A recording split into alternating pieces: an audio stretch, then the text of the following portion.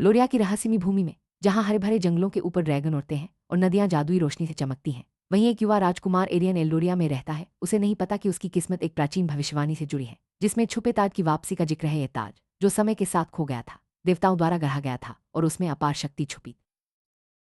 सूर्योदय के साथ एरियन और उसके साथी बहादुर योद्धा केल, चतुर जादूगरनी लायरा और रहस्यमयी घुमक थेलोस अपनी खतरनाक यात्रा पर निकल पड़ते हैं। रास्ते में उन्हें जादुई जीवों, धोखेबाज आत्माओं और कठिन परीक्षाओं का सामना करना पड़ता है। हर चुनौती उनके साहस और एकता की परीक्षा लेती है। इन संघर्षों के बीच वे छुपे ताज के रहस्य के करीब पहुंचते जाते हैं। जो यात्रा के दौरान एक रहस्यमयी क्रिस्टल की चमक एरियन को अपनी ओर आकर्षित करती है। ये क्रिस्टल न केवल मार्गदर्शक है, बल्कि उसमें छुपे संकेत भी हैं जो ताज तक पहुंचने में मदद कर सकते हैं। लायरा अपनी जादुई शक्तियों से क्रिस्टल के रहस्य को समझने की कोशिश करती है, जबकि केल और थैलो उसकी रक्षा करते हैं। ये पल उनके लिए नई उम्मीद और दिशा लेकर आता है, जिससे उनकी ऐसे जैसे यात्रा आगे बढ़ती है, एक नया खतरा सामने आता है। तूफान राजा, उसकी शक्ति और क्रूरता वलोरिया के लिए बड़ा संकट है। एरियन और उसके साथी उसके सामने डटकर खड़े होते, लेकिन यह लड़ाई आसान नहीं है। तूफान राजा की ताकत और चालाकी से निपटने के लिए उन्हें अपनी पूरी एकता और साहस दिखाना पड़ता है।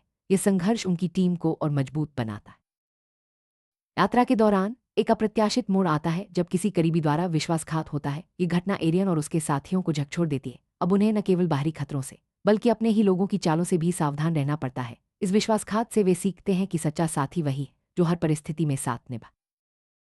नारिस की भविष्यवक्ता से मिलना एरियन की यात्रा का महत्वपूर्ण मोड़ है। भविष्यवक्ता उन्हें ताज के रहस्य और उनकी किस्मत के बारे में बताती है। उसकी बातें रहस्यमयी और गूढ़ होती हैं, लेकिन उनमें छुपे संकेत आगे की राह दिखाते हैं। इस मुलाकात के बाद पूरी टीम को अपनी जिम्मेदारी और भी गहराई से समझ में आती है।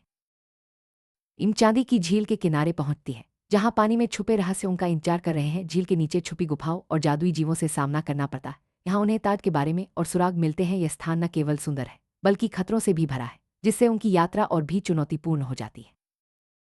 एम्बरफॉल में टीम को सबसे बड़ी लड़ाई का सामना करना पड़ता है। यहाँ जादुई जीव, दुश्मन और शक्तिशाली आत्माएं उनका इंतजार कर रही हैं। एरियन और उसके साथी अपनी पूरी ताकत और रणनीति के साथ लड़ते हैं। ये युद्ध न केवल बाहरी, बल्कि भीतरी संघर्षों का भी प्रतीक है, जिसमें हर किसी को अपनी कमजोरी और ताकत का एहसास होता है। यात्रा के दौरान टीम को अपने अतीत की गलतियों का सामना करना पड़ता है। फ्लेम्स ऑफ रिडेम्पशन के दौरान हर सदस्य अपने अपने अपराध बोध और पछतावे से जूझता है, लेकिन यही आग उन्हें शुद्ध करती है और आगे बढ़ने की नई शक्ति देती है। यह अध्याय आत्मस्वीकृति और क्षमा का प्रतीक बन जाता है। संघर्षों और चुनौतियों के बाद टीम वापस एल्डोरिया लौटती है। यहाँ उन्हें अपने घर और लोगों की यादें ताजा होती हैं। ये वापसी न केवल भौतिक है, बल्कि भावनात्मक भी है, जहाँ हर सदस्य को अपनी जड़ों और जिम्मेदारियों का एहसास होता है। एल्डोरिया की वापसी उन्हें नई ऊर्जा और उद्देश्य देती है।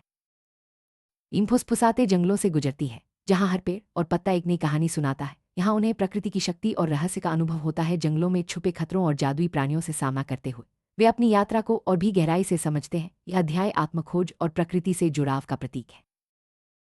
आखिरकार टीम छुपे ताज तक पहुंच जाती है। ये क्षण न केवल उनकी यात्रा का चरम बिंदु है, बल्कि पूरे वलोरिया के लिए नई शुरुआत का संकेत भी है। ताज की शक्ति को समझना और उसका सही उपयोग करना सबसे बड़ी चुनौती है। एरियन और उसके साथी मिलकर ताज की रक्षा और वलोरिया के भविष्य को सुरक्षित करने का संकल्प लेते। यात्रा के अंतिम चरण में क्रिस्टल फिर से चमकता है और टीम को अंतिम संकेत देता है। यह संकेत उन्हें बताता है कि असली शक्ति एकता, विश्वास और साहस में है। क्रिस्टल की रोशनी उनके रास्ते को रोशन करती है और उन्हें अंतिम लक्ष्य तक पहुंचने में मदद करती है।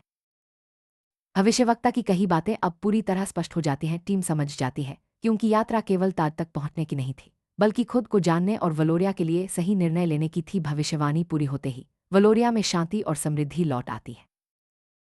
रियन और उसके साथी अब वलोरिया के नए युग की शुरुआत करते हैं। छुपे ताज की शक्ति का सही उपयोग कर वे पूरे राज्य में शांति, न्याय और समृद्धि लाते हैं। उनकी यात्रा एक प्रेरणा बन जाती है कि सच्ची शक्ति हमेशा एकता, विश्वास और साहस में छुपी होती है। वलोरिया की गाथा यहीं समाप्त होती है, लेकिन उसकी प्रेरणा हमेशा जीवित रहती है।